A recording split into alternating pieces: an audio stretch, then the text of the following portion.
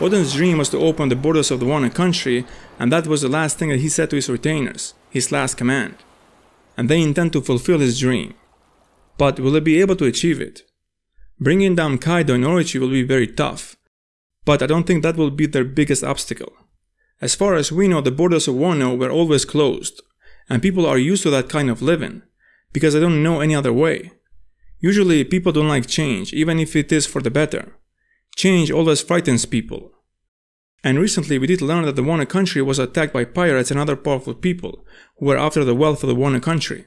And considering that in Wano they can produce the sea stones, and they are the ones who made the poneglyphs, and who knows what will be revealed further down the line in the story. And all those things, they increase the value of Wano. And that's why so many powerful people were after the Wano country and they wanted to take control of it. When a country is at war, the borders are closed for security reasons. And since Wano was being attacked by many enemies, it is normal to close the borders and for people to accept that because they want to be safe. Ryuma became a legend in Wano due to his many battles against powerful people who attacked Wano.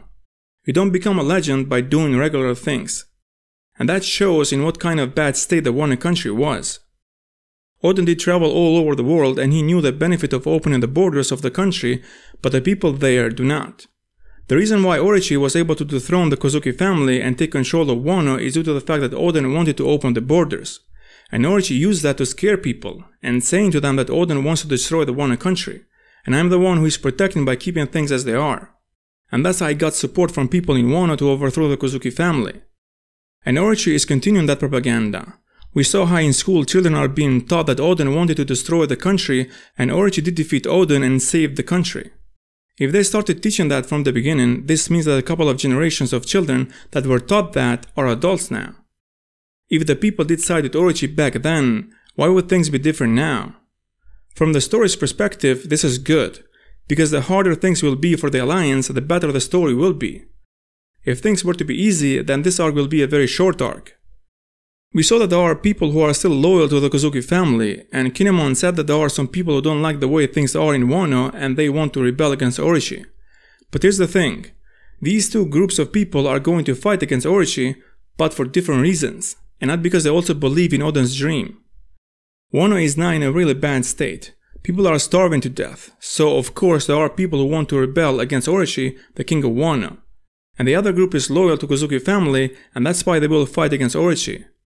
So their reasons are due to them being loyal and not wanting Orochi as their king, and not because they also want to open the borders of Wano.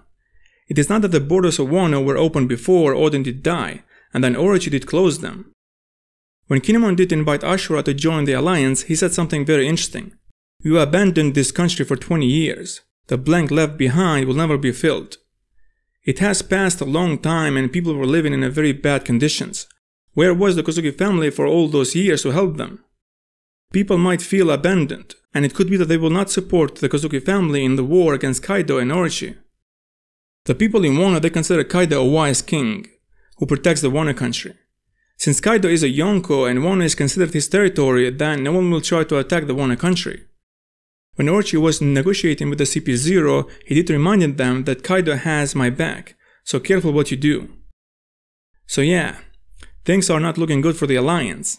But as I said earlier, that would make the story better. You cannot achieve something legendary if the obstacles are easy.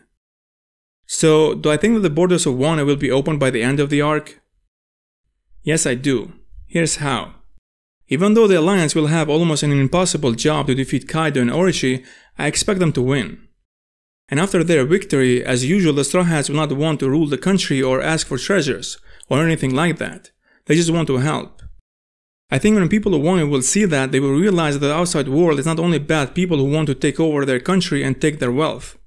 And because of the actions of the Straw Hats, they will agree to open the borders and honor the dream of Odin.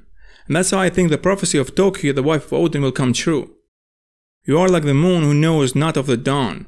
If there is one ardent wish that can be fulfilled, then it shall be the one where 9 shadows are cast, woven together through 20 years of moonlit nights.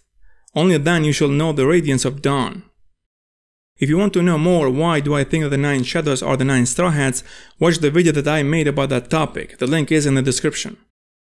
Thanks for watching, like, share and subscribe for more One Piece videos, and see you in the next video.